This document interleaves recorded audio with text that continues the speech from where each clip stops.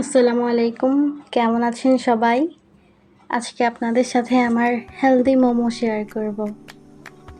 এখানে আমি 1.5 কাপ ময়দা নিয়ে নিয়েছি। আপনারা চাইলে আটাও নিতে পারেন। 1.5 কাপ ময়দাতে আমার প্রায় 20টা থেকে 21টার মতো মোমো হয়েছিল। তারপর এখানে পরিমাণ মতো লবণ দিয়ে দিয়েছি, সাথে 1 চামচ উঁচু করে কর্নফ্লাওয়ার। আপনারা আপনাদের ময়দার পরিমাণ বুঝে, আটা বা ময়দার পরিমাণ বুঝে কর্নফ্লাওয়ার দিবেন, কারণটা একটু পরে বলছি। তারপর এখানে দিয়ে দিলাম পানি, গরম পানি। বেশি ঠান্ডাও না আবার বেশি গরমও না। কারণটা হচ্ছে গরম পানি দিলে মোমোটা একটু নরম থাকে, না হয় কাই লাগে, খেতে শক্ত হয়ে যায়। আর কর্নফ্লাওয়ার দেওয়ার কারণ হচ্ছে মোমোটা ট্রান্সপারেন্ট থাকে। মোমোর ডোটা যখন এরকম নরম হয়ে আসবে 10-15 মিনিটের জন্য রেস্টে রেখে দিবেন, তাহলে ফুলে উঠবে। চাইলে আরও বেশিক্ষণের জন্য রাখতে পারেন, আধা ঘন্টার জন্য। আপনারা মোমোর জন্য যেটাই নেন, চিকেন, বিফ, আমি বিফ দিয়ে কখনো করিনি। চিকেনটা যদি হাত দিয়ে কিমা করে ফেলা যায় ছুরির সাহায্যে, তাহলে ওটা বেশি মজা হয়, জুসি হয়। কিন্তু আমি সময় স্বল্পতার কারণে ব্লেন্ড করে নিয়েছিলাম। এখানে বাঁধাকপি আর ধনেপাতা কুচি করা, তারপর গাজর, এভাবে আমি কুচি করে দিয়ে দিয়েছি। পেঁয়াজ, কাঁচামরিচ একটু কম ইউজ করেছি যেহেতু বাচ্চারা খাবে। বলেছিলাম হেলদি মোমো, কারণ আমি এখানে ভেজিটেবলও ইউজ করি আমার মোমোতে।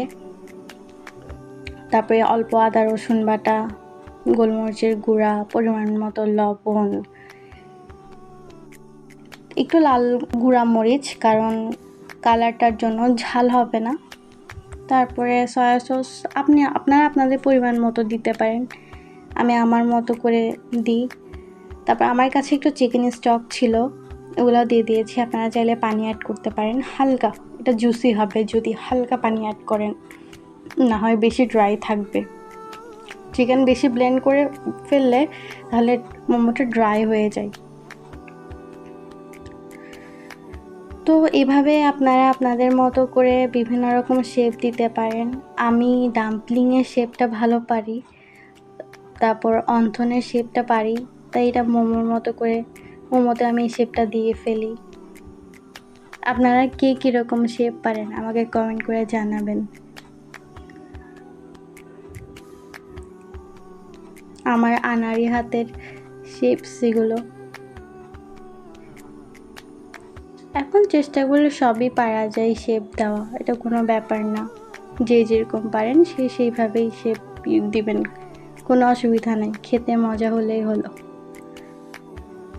এই তো এগুলো আমার মোমোর শেপ। এ ধরনের গোল করে শেপটা একদমই আমার হাতে আসে না, তাও আমি চেষ্টা করি এভাবে আনার। কিন্তু এই ডাম্পলিংয়ের শেপটা ভাঁজ করার, এটা আমার খুবই ভালো লাগে।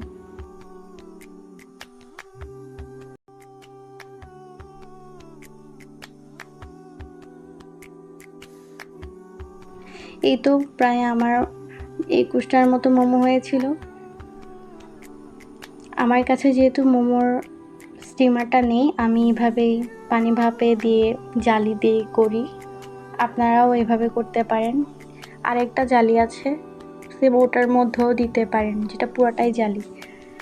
তো এইভাবে অয়েল ব্রাশ করে নেবেন সব জালিতে। পানি যখন একটু হালকা গরম হয়ে আসবে, তখন অয়েল ব্রাশ করে মোমোগুলা এভাবে দিয়ে দিবেন। 15 থেকে 20 মিনিটের জন্য ভাপে দিবেন। এভাবে স্টিম করবেন 15 বা 20 মিনিট।